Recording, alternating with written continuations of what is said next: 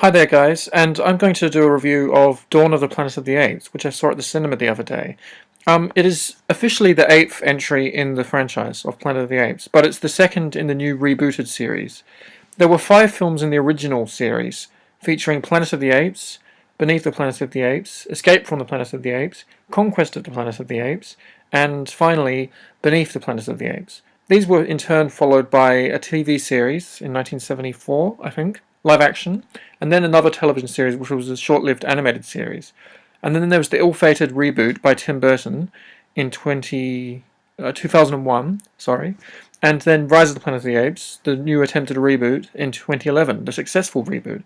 Dawn of the Planet of the Apes is the latest in the series, and it of course stars Andy Serkis as Caesar, the leader of the ape uprising, and he does a fantastic job. He's just unbelievable in this film.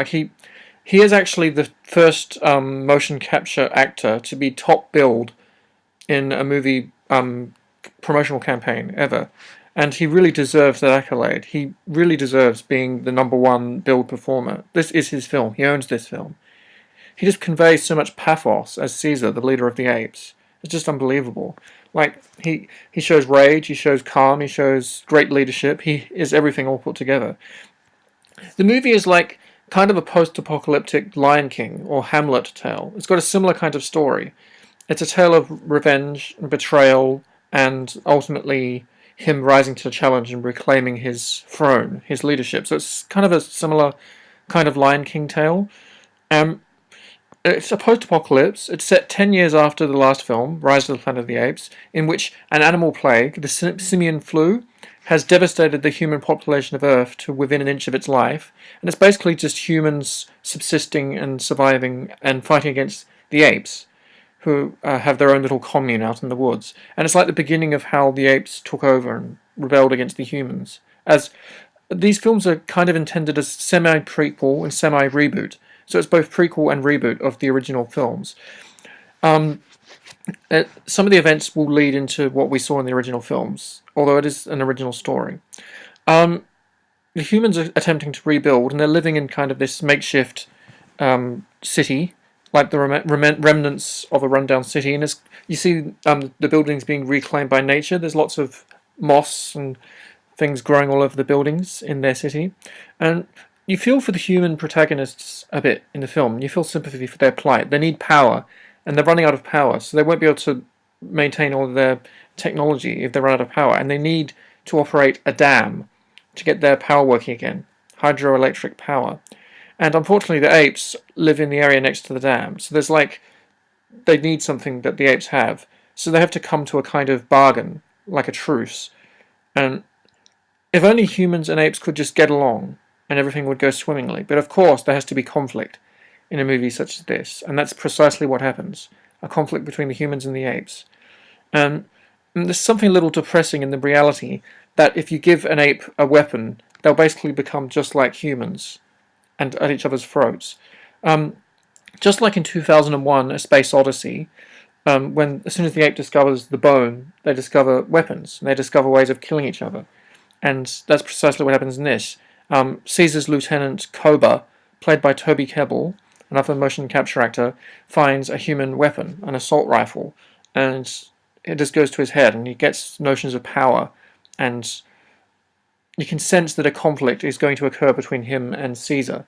Caesar's a firm, resolute leader, but compassionate towards the people the apes, rather, that he cares for and loves. Koba, he is the villain of the piece, but you can kind of understand why he is the way he is. You can understand his resentment towards humans. Kebbell also does a fantastic job as Koba. Although he's not a sympathetic character, you can understand why he is the way he is. The characters are all written quite well in this film. They've all got understandable motivations. They're not clear-cut villains or heroes. You can understand why the humans want this power. And I sensed a metaphor in there, that the humans want this natural resource, the dam, and they're prepared to go to any lengths to get it, including moving in and killing everything that's in their way. And that really made me think of current events in the world, like going into another country's area and taking their resources, even if it means killing people. So it's very topical, this film. And Planet of the Apes films have always been kind of about topics, like environmental concerns and things, and issues of classism and racism and stuff. So there's a lot of topical themes in this movie. It's really well thought out, well scripted. It's a different film to Rise of the Planet of the Apes. It's a very different movie to that one. That was like an origin tale, set pretty much in the modern day, with humans just everywhere. And this one is quite different. This is definitely more science fiction and more of a post-apocalypse film. There's humans, and the movie definitely has a human center and a human heart, but it's a different kind of tale. This is definitely about the apes more so, I think, than the humans, this film. It's Caesar's film again. Circus absolutely steals the show. There's lots of homages to other movies in this, including other films in the Planet of the Apes series. There's lots of references to the previous films in the series, although not as overt as in Rise of the Planet of the Apes, the last film. There's the motto that the apes all abide by, ape will not kill ape, which is like their philosophy, their life philosophy, and they refuse to kill another ape, and that plays into the plot quite a lot in this film. And that comes from the Apes sequels, Beneath the Planet of the Apes and Battle for the Planet of the Apes, that motto of the apes. I'll be interested to see what happens next. There is apparently a third movie coming. There's also homages to 2001 in this film. There's a scene at the beginning when the apes are hunting. They're in the forest hunting some other large animals, and the music seems to take its cues from 2001: A Space Odyssey, the Dawn of Man sequence, rather, in that film. Like, I think they definitely got some influence from there. The film is directed by Matt Reeves, who directed previously Cloverfield and Let Me In, the horror film, which was a remake of a European film, I think. So Dawn is officially the 8th Planet of the Apes movie, but the second of this new tangent, this new bent, this new direction, the series, the new reboot. It's a very successful film. I think it's probably even better than Rise. That one was good, but I thought this one was even better written and even better. Great performances. No James Franco in this one. He doesn't return. I assume his character died somewhere in the interim between the last film and this one, somewhere within the last 10 years. He's replaced by a new human cast, including Jason Clarke, Gary Oldman as the leader of the humans, who does a good job, although his screen time isn't as much as I would have liked, because he is a fantastic actor. Kerry Russell, Toby Kebbell as Koba, and Cody Smith-McPhee as Jason Clarke's character's son, who was also in the post-apocalypse film The Road. This was a very entertaining and excellent film, and a good addition to the series. It's probably the best blockbuster I've seen so far this year, and I look forward to seeing the next one. And I hope to see some of your thoughts in the comments. I'll have some more film reviews for you up soon. I'll review some of the old Planet of the Apes movies. I bought the complete collection the other day, which has all the films in it. It's got Rise of the Planet of the Apes, the reboot, the unsuccessful one from Tim Burton from a few years ago, the original Planet of the Apes, Beneath the Planet of the Apes, Escape from the Planet of the Apes, Conquest of the Planet of the Apes, and Battle. I'm up to Battle. I'll be watching Battle of the Planet of the Apes tonight. I've watched the first 4 movies. I'll probably get around to watching Tim Burton's reboot, although it isn't by any stretch of the imagination a great movie. I picked up the Blu-ray of the first film as well. A classic.